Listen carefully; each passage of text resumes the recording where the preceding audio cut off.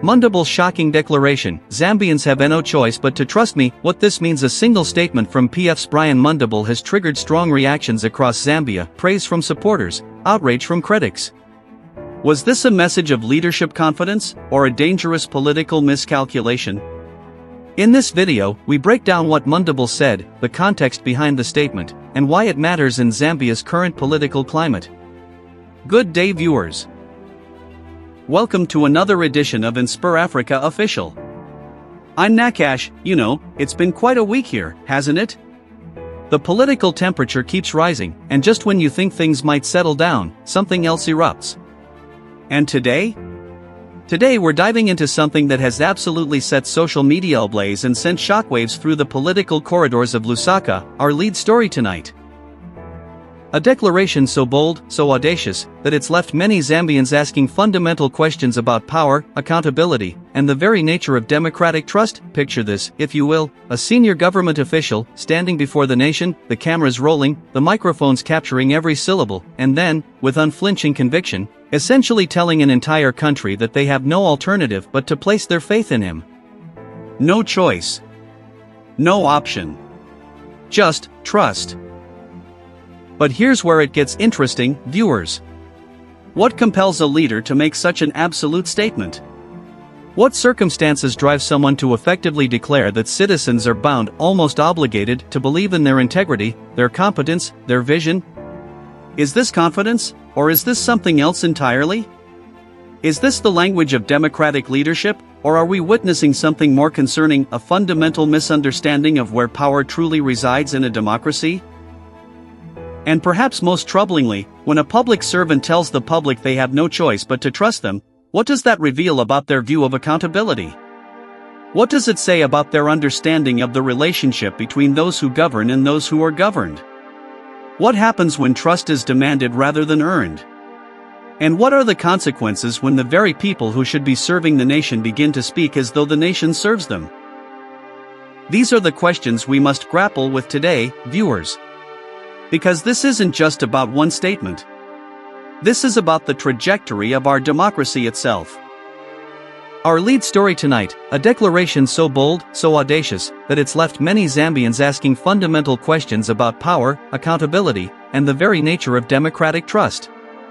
Picture this, if you will, a senior government official, standing before the nation, the cameras rolling, the microphones capturing every syllable, and then, with unflinching conviction, essentially telling an entire country that they have no alternative but to place their faith in him. No choice. No option. Just trust. But here's where it gets interesting, viewers. What compels a leader to make such an absolute statement? What circumstances drive someone to effectively declare that citizens are bound, almost obligated, to believe in their integrity, their competence, their vision? Is this confidence, or is this something else entirely? Is this the language of democratic leadership, or are we witnessing something more concerning? A fundamental misunderstanding of where power truly resides in a democracy? And perhaps most troublingly, when a public servant tells the public they have no choice but to trust them, what does that reveal about their view of accountability? What does it say about their understanding of the relationship between those who govern and those who are governed? What happens when trust is demanded rather than earned? And what are the consequences when the very people who should be serving the nation begin to speak as though the nation serves them? These are the questions we must grapple with today, viewers. Because this isn't just about one statement. This is about the trajectory of our democracy itself. Part 2, Factual Foundation, Background and Timeline. The revelation came to light during a heated parliamentary session this past week, when Brian Mundubile, the chief government whip and member of parliament from Porokoso, made remarks that would quickly become the subject of intense national debate. To understand the full context, we need to step back slightly. Mundubile, a prominent figure within the ruling United Party for National Development, the UPND, has been at the center of several controversies in recent months. As chief government whip, he holds significant influence over parliamentary proceedings and government business. His role is to ensure party discipline, manage legislative strategy, and maintain cohesion within the ruling party's ranks. The specific incident occurred during a parliamentary debate on January 27, 2026, when opposition members questioned government accountability on various policy matters ranging from economic management to public service delivery. According to multiple sources present in the chamber, tensions escalated when opposition MPs from the Patriotic Front and Socialist Party began pressing for concrete answers on specific failures in service delivery. It was during this exchange, this back and forth that had already grown tense, that Mundubile rose to respond. Witnesses report that his demeanor shifted from defensive to defiant. And then came the words that would dominate headlines for days to come.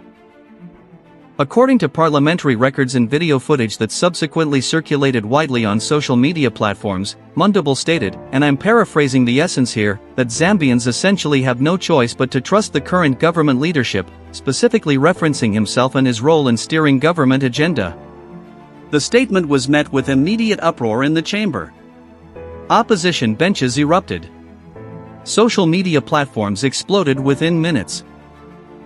By that evening, the clip had been shared thousands of times across Facebook, Twitter, and WhatsApp groups throughout Zambia. Political analysts were being called for commentary. Radio call-in shows were flooded with reactions. By the following morning, January 28, civil society organizations had begun issuing statements. The opposition had scheduled press conferences. And suddenly, what might have been just another contentious day in Parliament had evolved into a full-blown national conversation about leadership, humility, and democratic values. Direct evidence, quotes and testimony. Now, let's hear directly from the key figures involved, because it's crucial that we let the actual words speak for themselves. According to the verified parliamentary Hansard transcript, here's what Brian Mundubile actually said during that heated exchange. Mundubile, Mr. Speaker, I want to make something absolutely clear to the opposition and to those listening across this nation. The Zambian people made their choice in 2021. They chose this government. They chose this leadership. And whether the opposition likes it or not, whether they agree with every decision we make or not, the reality, the absolute reality, is that Zambians now have no choice but to trust us to deliver on the mandate they gave us. They must trust that we know what we're doing. They must trust our economic policies. They must trust our reforms. Because, Mr. Speaker, we are the government. We are in charge. And that trust is not optional. It is the foundation of how democracy works. The opposition response was swift and fierce. Emmanuel Mwamba, a prominent PF member and political commentator, rose immediately. Mwamba, Mr. Speaker, did we just hear, did the chief whip just tell Zambians they have no choice but to trust him? Is this what we've come to? Because I thought democracy was about, accountability. I thought it was about earning trust, not demanding it. The chief whip seems to have forgotten a fundamental principle: trust in democracy is granted by citizens and can be withdrawn by citizens. It is not some automatic right that comes with the office. Socialist Party MP Fred Membi also weighed in during the session. Membi, what we're witnessing here is deeply concerning. When a government official stands before this House and essentially says citizens have no choice, no agency but to trust those in power, that is not democratic language. That's the language of authoritarianism. That's the language of leaders who believe they are owed subservience rather than earning respect. So I asked the chief whip directly, do you believe Zambians are obligated to trust you? Or do you acknowledge that trust must be continually earned through transparency, through results, through humility? Mundubile's response to this questioning was equally revealing. Mundubile. Look, I think the opposition is deliberately misinterpreting my words for political gain, which is what they always do. What I'm saying is simple. We were elected. The people chose us. And having made that choice, yes, they now need to trust that we will execute our duties. That's how governance works. We can't run a country where every single decision is questioned and undermined daily by those who lost the election. So yes, I stand by what I said. Trust is necessary. And given that we're the elected government, that trust should be extended to us as we work. Outside Parliament, reactions poured in. Political analyst Laura Mitty posted on social media. Mitty, written statement. Mundubile's comments reveal a dangerous mindset.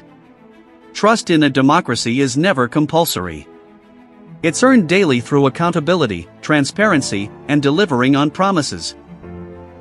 When leaders start talking about citizens having no choice but to trust them, alarm bells should ring for everyone who values democratic principles. Civil society leader Gregory Chiefire issued a statement saying, "Chiefire, we are deeply troubled by the chief government whip's assertion. The statement reflects a fundamental misunderstanding of the social contract between government and governed. Citizens always have choices. They have the choice to demand accountability, to criticize, to protest peacefully, and ultimately, to vote differently in future elections. No government official can or should claim that trust is mandatory." Deeper analysis, implications and reactions. So what does all of this actually mean, viewers? What are we really looking at here beneath the surface? First, let's address the core philosophical question, the nature of trust in democratic governance. Political scientists have long understood that democratic legitimacy rests on a delicate balance. Yes, elections grant leaders a mandate, a temporary authorization to govern. But that mandate does not, and cannot, include an automatic, unquestioning trust.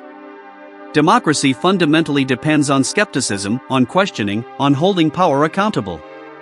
Dr. Sishiwa, a historian at the University of Zambia, provided important context when interviewed about the controversy.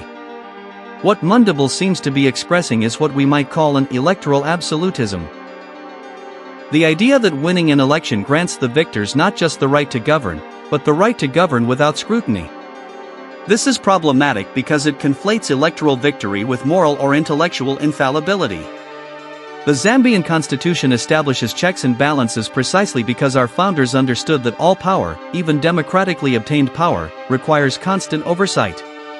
The legal implications are equally significant. Constitutional lawyer John Sangwa noted that while Mundubile's statement isn't illegal per se, it does raise questions about the government's understanding of constitutional governance. The Constitution doesn't mandate trust, Sangwa explained. It mandates accountability. It establishes mechanisms, Parliament, the courts, the media, civil society, specifically to ensure that citizens don't have to simply trust. They can verify. They can question. They can demand answers. When a senior government official suggests otherwise, it suggests a troubling disregard for these constitutional safeguards. But there's another dimension here, viewers, that we need to examine, the political strategy angle. Some analysts suggest that Mundubile's statement, while inflammatory, may actually serve a calculated political purpose. Political strategist Munir Zulu offered this perspective. Sometimes politicians make statements that seem outrageous precisely because they want to dominate the news cycle, to set the agenda, to keep opponents reactive rather than proactive. Whether intentional or not, Mundubile has ensured that for days now, the national conversation has been about him and the government's mandate rather than about specific policy failures the opposition was highlighting. The opposition parties themselves have seized on the statement as evidence of what they call the UPND's increasingly authoritarian tendencies. PF Secretary General Raphael Nakasinda stated, "This is part of a pattern we've been warning about. First, it was the attacks on press freedom. Then the selective application of the law against opposition figures. Then the economic policies implemented without consultation. And now, we have a senior government official essentially telling citizens that questioning the government is futile because trust is mandatory. This is not the democracy Zambians voted for in 2021. However, some government allies have defended Mundubile's remarks, arguing they've been taken out of context. UPND spokesperson Cornelius Mwitwa issued a clarification. The chief whip was making a point about the necessity of allowing an elected government to govern without constant sabotage from those who refuse to accept the election results. His comments about trust were in that context, that having elected this government, citizens should allow it the space to deliver rather than undermining every initiative before it's even implemented. Civil society has been largely united in criticism, but their concerns extend beyond just this one statement. They worry about what they see as a broader erosion of democratic culture. McDonald Chipenzi of the Governance, Elections, Advocacy, Research Services, GEARS, initiative noted. Our concern is that this kind of language, this dismissal of citizen skepticism as illegitimate, creates an environment where accountability mechanisms are weakened. When leaders believe they're entitled to unquestioning trust, they stop feeling obligated to explain their decisions, to justify their policies, to engage with criticism constructively. There's also the question of public perception and political consequences. Recent opinion polls, though their reliability in Zambia is always debatable, suggest that government approval has been declining, particularly on economic management. In that context, demanding trust rather than acknowledging public concerns and working to address them could be politically counterproductive. Young voters, particularly those active on social media, have been especially vocal in their criticism. A trending hashtag trust must be earned has been used thousands of times, with young Zambians sharing their frustrations about economic challenges, unemployment, and what they perceive as government insensitivity. And this brings us to perhaps the most important question: what does this incident tell us about the state of Zambian democracy in early 2026? Are we witnessing a temporary lapse in political judgment, an awkward phrasing of a legitimate point? Or are we seeing symptoms of a more concerning shift in how those in power view their relationship with citizens? The answer likely depends on what happens next. Will the government, and Mundubile specifically, reflect on the backlash and adjust their rhetoric and approach? Or will they double down, treating criticism as mere opposition noise to be dismissed rather than citizen concerns to be addressed? Viewers, thank you so much for watching this edition of InspirAfrica Official. This story is far from over. The conversation about trust, accountability, and the proper relationship between government and citizens is one that Zambia, like democracies everywhere, must continue to have. It's not just about one statement from one official. It's about the kind of democracy we want to build and preserve. I want to hear from you. Do you think Mundubile's comments were taken out of context, or do they reflect a problematic attitude toward accountability? How do you think trust should work between citizens and their government? Should it be earned continuously, or is it automatically granted through elections? Drop your thoughts in the comments below. Let's have a respectful but honest conversation. We'll continue following this story and bring you updates as they develop. There are more angles to explore, more voices to hear, more implications to unpack. Tomorrow, we'll be back with another critical story affecting our continent. Until then, stay informed, stay engaged, and never stop asking the important questions. This is Nakash, signing off from InspirAfrica Official. Take care, and we'll see you next time.